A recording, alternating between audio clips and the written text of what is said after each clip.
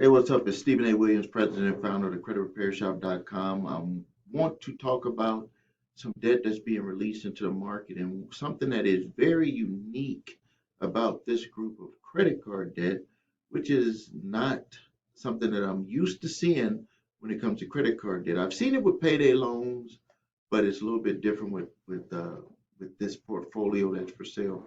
But before I get to that, I want to talk to you about an experience that I had here at the office, and I want to um, tell you about it because I believe it'll help you if you are working on your credit, if you're trying to get out of debt, if you're trying to solve any problems that you have in life.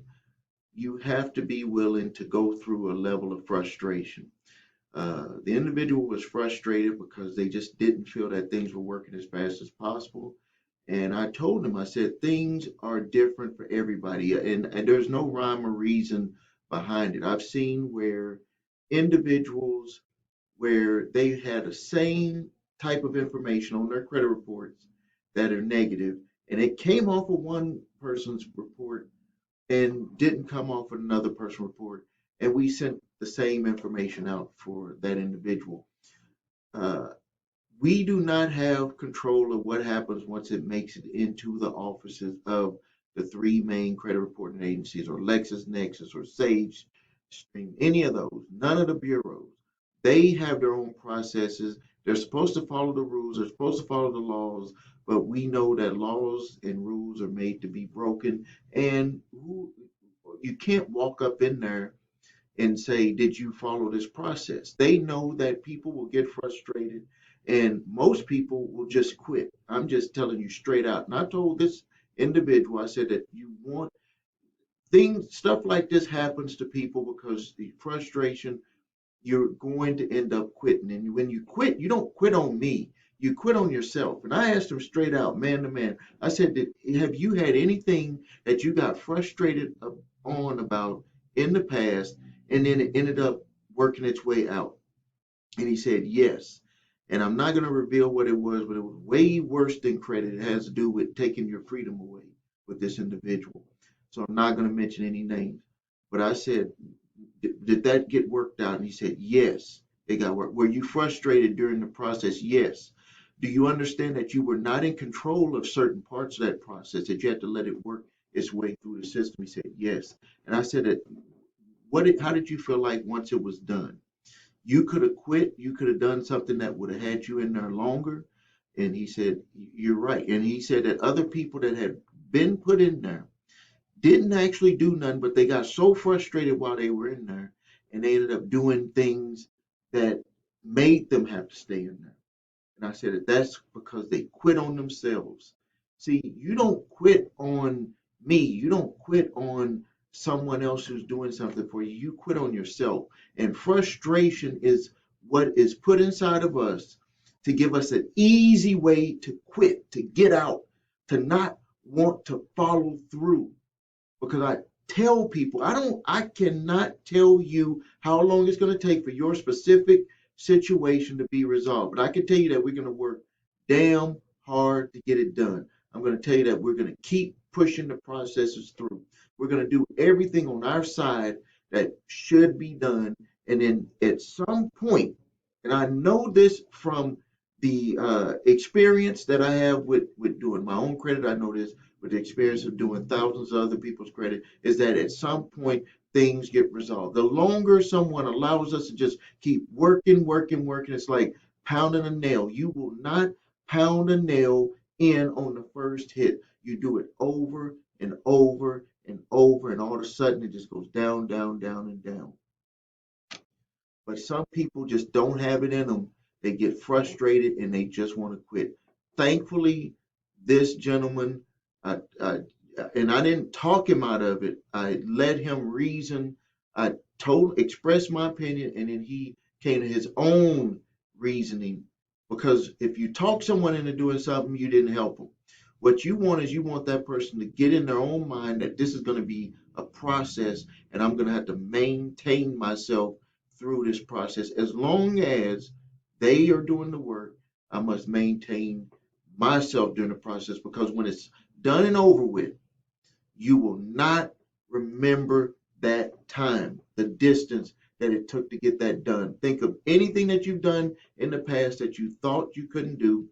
Think about when you went to college and it was you were facing 4 years, and then when you were done with the 4 years were behind you. It was like this in your mind. It was like a short period of time. This is what you're going through when it comes to your credit repair and anything that you're dealing with debt. It's really a short period of time, and when you release and allow that frustration to just pass through you, you will see that things will, number one, start happening for you, and then number two, that time will pass.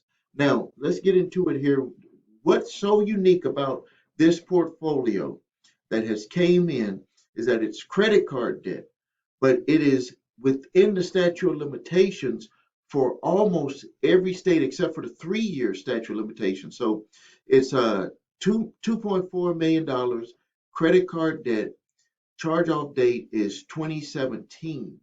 Average balance is $701, and let's see, they're taking offers on it.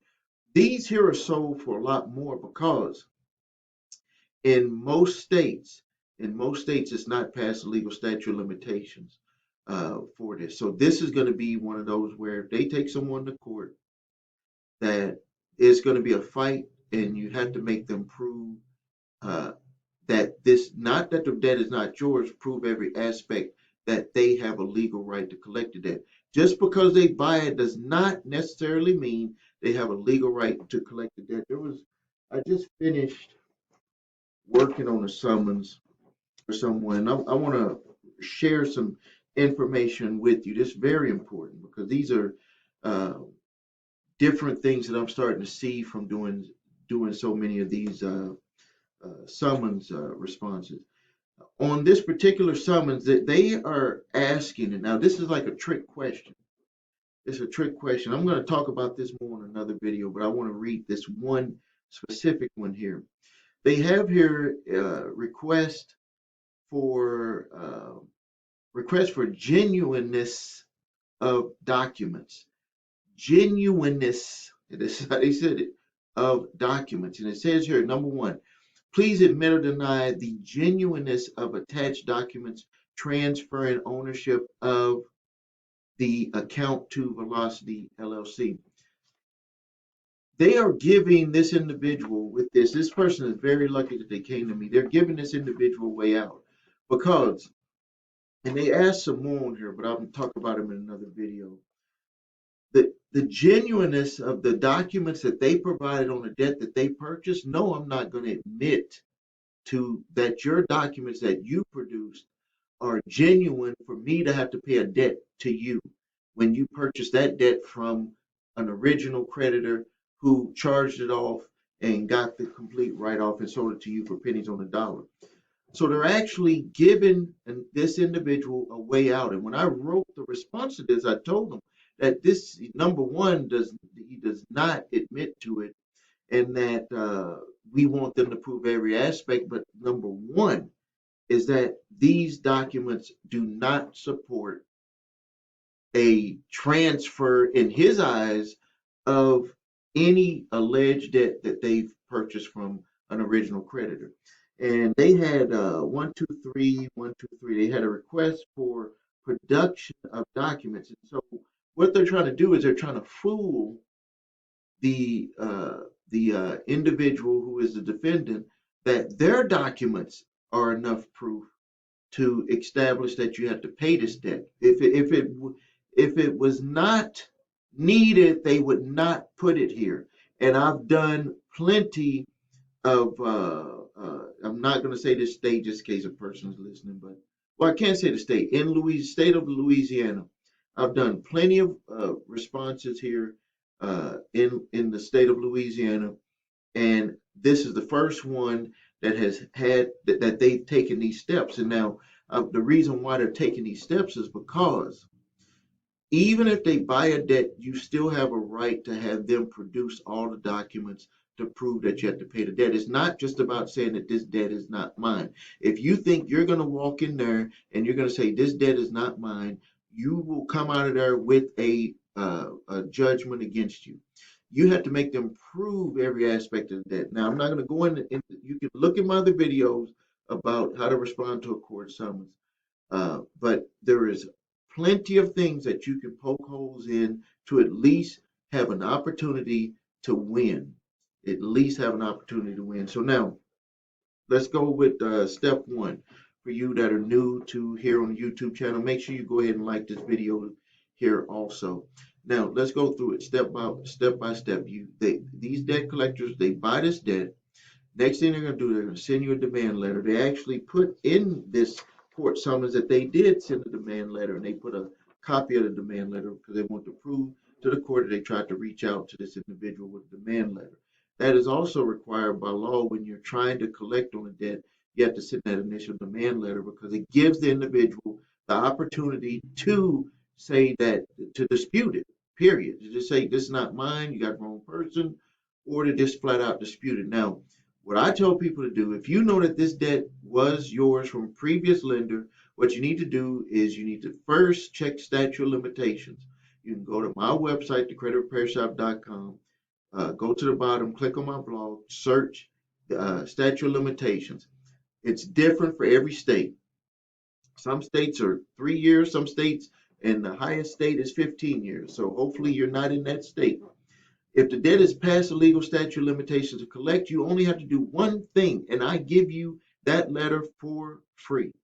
The link is below this video, is that you send them a letter notifying them that they're attempting to collect the debt that is past the legal statute of limitations to collect. You do not need to talk any about the debt or about the amounts, about I don't owe this and that and all of that stuff and all the other lotions and potions that you want to throw into the mix. You don't need that.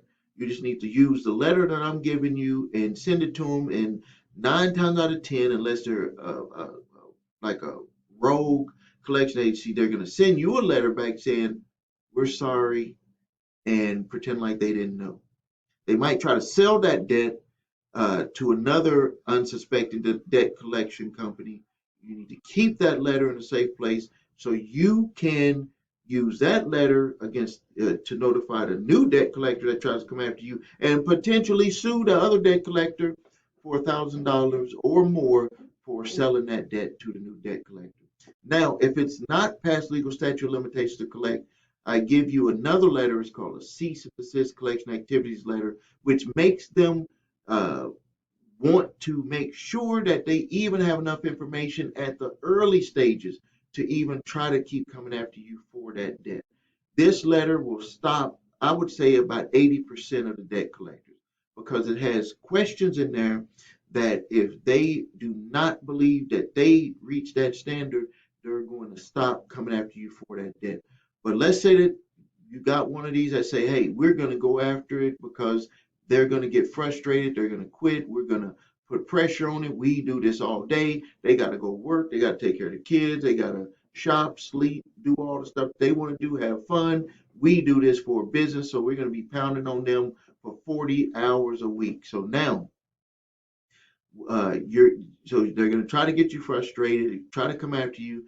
You need to send the next letter, which is a debt validation letter. And I give you that debt validation letter with the letter, with the statute of limitations letter. We just, for some reason, we put them both together. But you only need to use one or the other, not both. Now, you will, at this point, have to go with the back and forth. You have to be willing to go back and forth off of their responses. So if you send them a debt validation or cease and desist, and they come back and they just have some statements and some things in there, just whatever they got from the original creditor, you say no, to whom may concern. You did not give me everything that I have listed here. Please provide all that information. There will be a lot of back and forth. Please send that letter certified mails. That might hurry up the process on them quitting, coming after you, and sending you that letter that you want that says, hey, they will not come after you for that debt. But if they do decide to continue, and they have a right to do that, if they believe that they can win, that they can get the money, that they can garnish you because they did a skip trace on your credit, and they know that you got a pretty good job, you got a car, you got house payments and some credit cards, and you're paying those on time, or you got a little bit of money, they figure they might go ahead and take a swing at the bat, take you to court, and you're going to have to answer that court summons. And I have a link below if you need help on something like that, or you can watch videos that I have available on that. So this uh, this specific that they're putting on the market to sell, uh, debt collectors are gonna they're this is sold already. I'm pretty sure they've sold it already, uh, and they didn't. They say accepting bids. They know that that debt collection companies are going to want to go after this debt because this here, most states, statute of limitations has not passed. There's 5,414 accounts. Just think if you got, let's just say you got 5,414 accounts. Let's just say 25%, 1,353 people, and you collect 100%, they just made a cool $948,000, almost $1 million on that uh, on that debt. And they got principal balance. Yeah, principal balance 24. Seems like my numbers are a little bit off when you go 25%. They might have. Let's look at this. Oh, it said average balance. It could be a little bit lower. On some of them could be a little bit lower. Some of them can be a little bit higher. So, all right, I'm gonna end the video here. If you need help with your credit, go to my website, thecreditrepairshop.com. Links are below this video. Watch the video, what makes us different. If you can follow that process, we invite you to become a customer. If you need your credit reports and scores, you need your credit reports and scores. You need to get it from a paid monitoring service, and I want you to use the service that we use because it also helps me monetize the time that I spend here on YouTube answering your very important questions. Go to the website, your3scores.com. Links are right here on this video. And if you need the cease and desist collection activities letter, statute of limitations letter, or the debt validation letter, my credit repair shop t-shirt, Good Credit Matters, all of those links are below this video. Thank you for your time. This is Stephen A. Williams, president and founder of thecreditrepairshop.com.